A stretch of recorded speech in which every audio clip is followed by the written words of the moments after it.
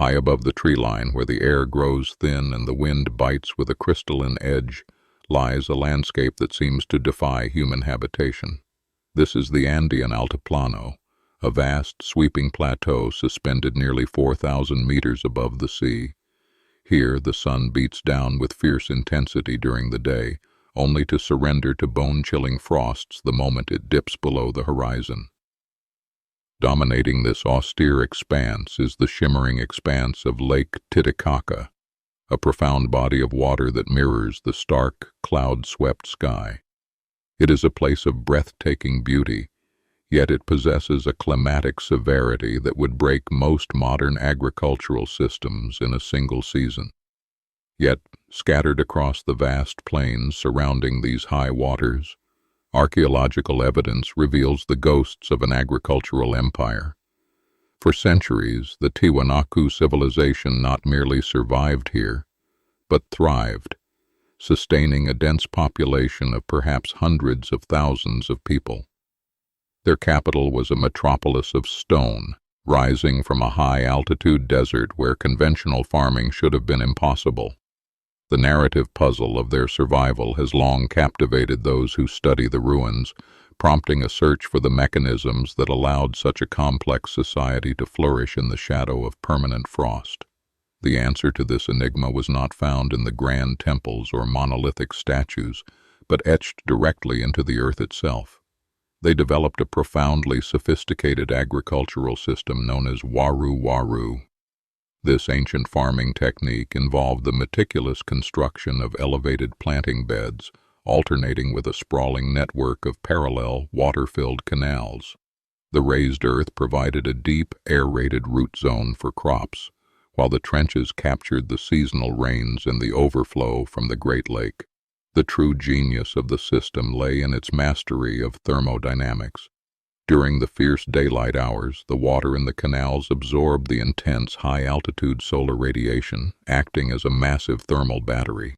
As night fell and temperatures plummeted toward freezing, this stored heat was slowly released, enveloping the adjacent raised beds in a protective blanket of warm mist.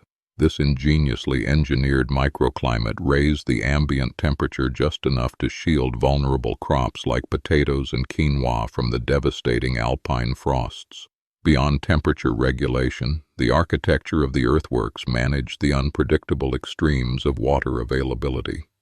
During the torrential downpours of the wet season, the deep canals acted as drainage ditches, preventing the roots of the crops from rotting in waterlogged soil.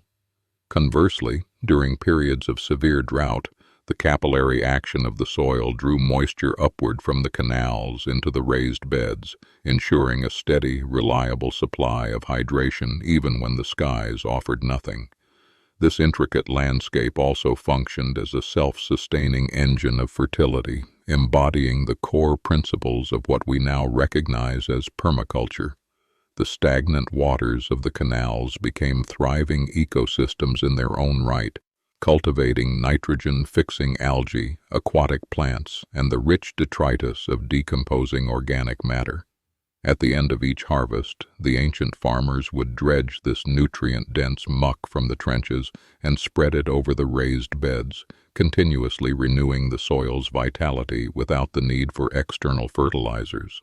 To stand upon the Altiplano centuries ago would have been to witness a staggering geometric tapestry stretching to the horizon.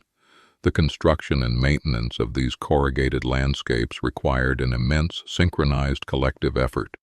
It was a physical manifestation of the Andean philosophy of Aini, a deep-seated cultural belief in reciprocity and mutualism. The people understood that they were not conquering the harsh environment, but rather entering into a careful, negotiated partnership with the earth and water.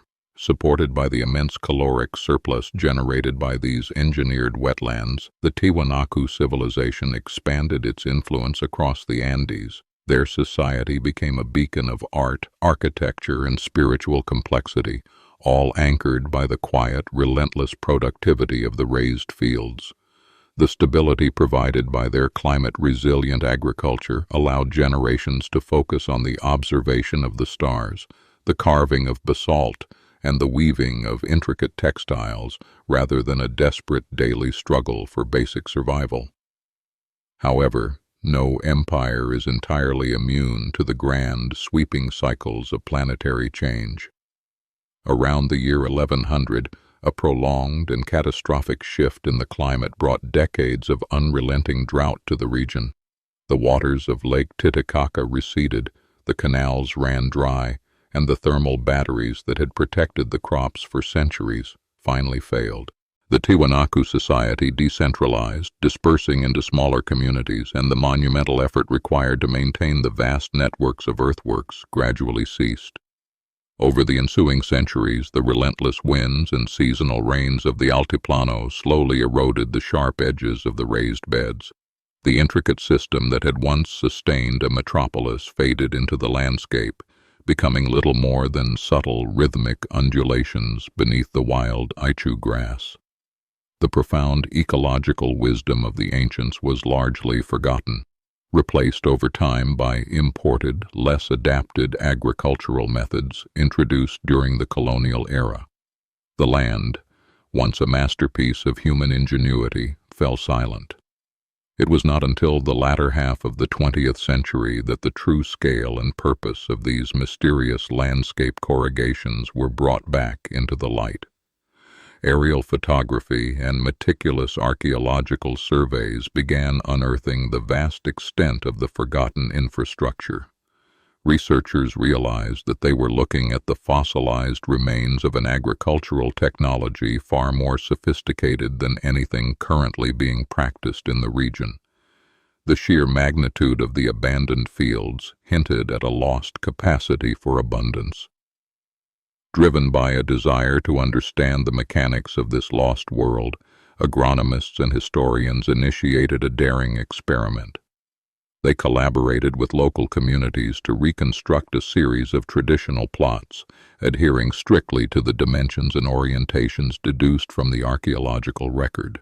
They filled the canals, planted the traditional Andean tubers, and waited to see if the ancient earthworks could still perform their thermodynamic magic in a modern context. The results were nothing short of a revelation. In a season where severe frost decimated the conventional flat field crops of neighboring farms, the plants nestled upon the reconstructed raised beds thrived, completely untouched by the freezing temperatures. Furthermore, the yields from the ancient system were dramatically higher, proving that the ancestral design was not merely a historical curiosity, but a highly effective, living technology. The quiet wisdom of the past had spoken loudly into the present. The revival of these fields illuminated a deeper truth about the relationship between structure and biology. By restoring the physical architecture of the canals and beds, the modern researchers inadvertently resurrected the ancient soil microbiome. The mycelial networks, the microscopic fungi that facilitate nutrient exchange between plant roots and the earth, flourished in the perfectly balanced moisture and temperature of the raised platforms. The system was alive, a complex web of interactions that modern agriculture often destroys with chemical interventions. Today, as the global climate grows increasingly volatile, the lessons embedded in the mud of the Altiplano have taken on an urgent new significance. Modern farmers facing unpredictable weather patterns, sudden frosts, and erratic rainfall are looking backward to find a path forward. The ancient Andean approach offers a blueprint for confronting modern challenges, not with brute force or synthetic chemicals, but through elegant, landscape-level engineering that works in concert with natural forces.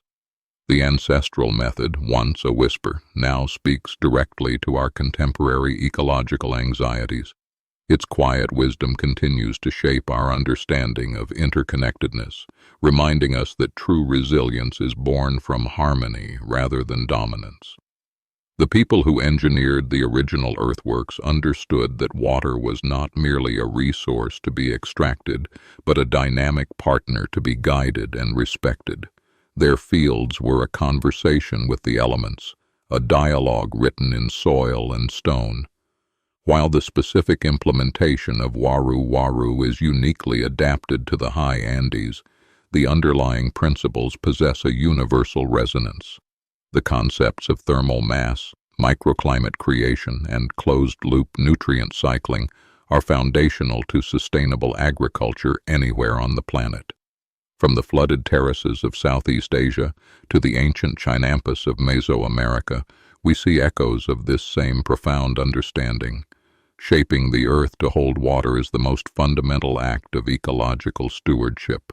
Reclaiming this knowledge forces a profound reevaluation of what we consider progress. For generations, the narrative of modern agriculture has been one of simplification and control, flattening landscapes and standardizing crops to fit the demands of industrial machinery. The intricate, labor-intensive geometry of the raised fields stands as a powerful counterargument, suggesting that true efficiency lies in complexity, diversity, and a deep, intimate adaptation to the specific contours of a local environment. There is a poetic resonance in the way the water in the canals remembers the warmth of the sun, holding the daylight in its dark depths to ward off the lethal cold of the night. It is as if the earth itself is breathing, inhaling the solar energy and exhaling a protective mist over the fragile green shoots. This is not merely farming, it is an act of alchemy, transforming the harsh, freezing winds of the plateau into a cradle of life. The remnants of the Tiwanaku infrastructure challenge our assumptions about the trajectory of human innovation. We are accustomed to viewing history as a steady upward climb toward technological superiority. Yet the abandonment of these highly productive, ecologically balanced systems in favor of more destructive modern practices reveals a tragic regression. We lost a profound literacy of the landscape, forgetting how to read the subtle languages of water, soil, and temperature that our ancestors spoke fluently. Furthermore, the ancient fields were never isolated monocultures. The canals provided vital habitat for migratory birds, native fish, and a diverse array of wetland flora, integrating human food production seamlessly into the broader ecological web.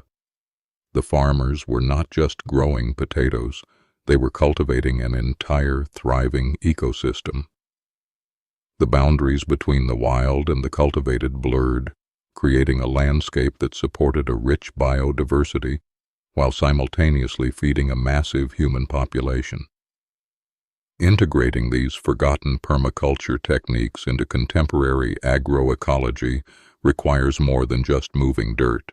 It demands that we abandon the illusion of separation from the natural world and embrace the profound responsibility of stewardship. Indigenous communities across the Andes are currently leading this vital work, meticulously restoring the old fields and adapting the ancestral designs to meet the shifting realities of a warming world. As we search for strategies to secure our global food supply against the compounding threats of climate change, the legacy of the raised fields offers a beacon of hope. They prove that human beings are capable of designing systems that are not only productive, but deeply regenerative. The solutions to some of our most complex modern crises may not lie in the invention of novel technologies, but in the careful, reverent excavation of the past. The earth holds the answers, buried just beneath the surface, waiting for those with the patience to listen and the humility to learn. The monumental achievements of the Tiwanaku were not built to conquer the Altiplano, but to embrace it in all its beautiful, terrifying severity. Their legacy is a testament to the boundless ingenuity of the human spirit when it aligns itself with the rhythms of the natural world. As the sun sets over Lake Titicaca today, casting long golden shadows across the ancient corrugated plains, the wind still whispers through the tall grass. It carries the memory of a time when the earth and water worked in perfect, engineered harmony. The wisdom of the raised fields remains entirely intact, an enduring gift from the ancestors, offering a timeless blueprint for survival, resilience, and a profound, lasting peace with the land.